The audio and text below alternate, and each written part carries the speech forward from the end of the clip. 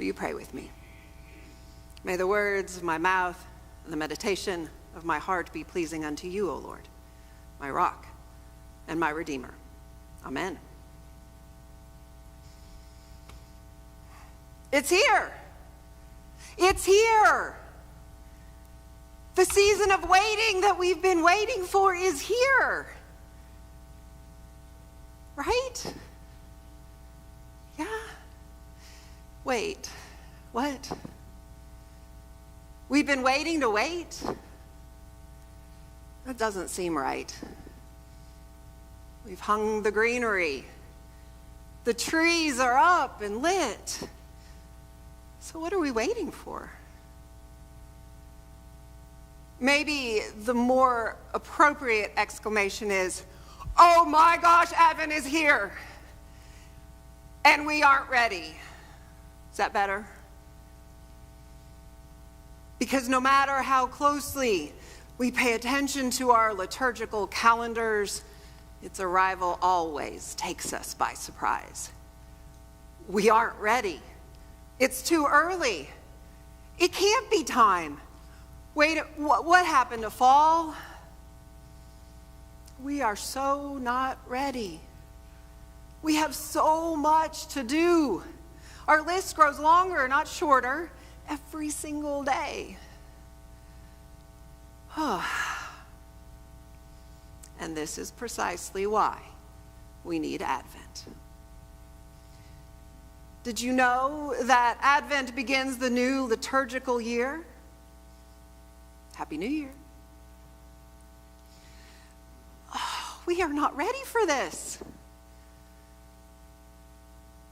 I really think that the creators of the Christian calendar knew that we would need a swift kick to get the new year started.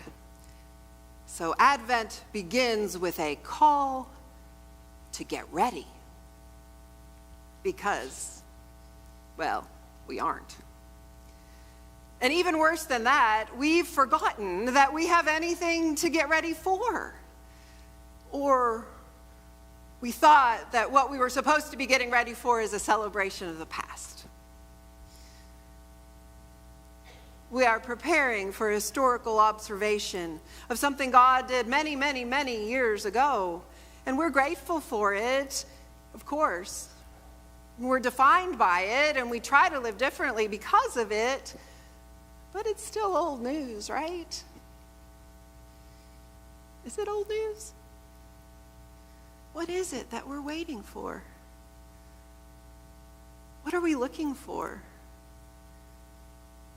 This is the task of Advent, to pay attention to what is and to what might be, and not just simply to look back at what once was. We really need an Advent upside the head. We need a hope that shocks us. We want to remember how it was, and we need something to spur us to live differently. Advent is a reminder to get out of that sense of complacency. Now, certainly it is very hard to be complacent when things are difficult. But when all is going well, then we really do need that 2x4 of Advent to wake us up. And when things are difficult, we need Advent as a prayer, a reminder to hope. Our gospel reading this week is a call to hope, believe it or not. And it's a shocking hope. It is a hope that does startle. It is a hope that shakes us to the core, if you really think about it. Sometimes we must listen hard to hear something hopeful in these descriptions, but it's there. Underneath sometimes, but it's there. I want you to listen to the words of Jesus again. He said, "But in those days, after that suffering, the sun will be darkened and the moon will not give its light, and the stars will be falling from heaven, and the powers of the heavens will be shaken. Then they will see the Son of Man coming in the clouds with great power and glory. But about that day and hour, no one knows, neither the angels in heaven nor the Son, but only the Father. Beware, keep alert, for you do not know when the time will come. And what I say to you, I say to all. Keep awake. Does that make you nervous?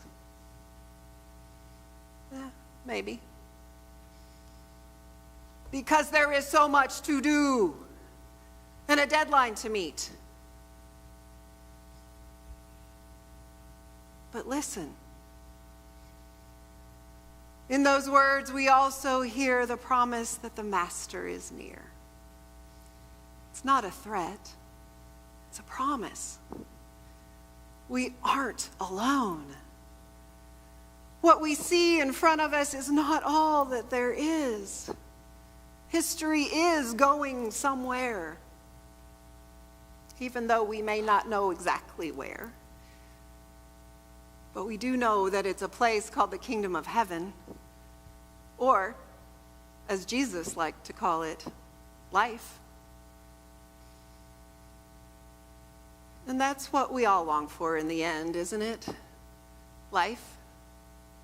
Life in all its fullness and meaning. Life in all its joy and promise. That is what's coming. That is what's promised. And we still forget every once in a while.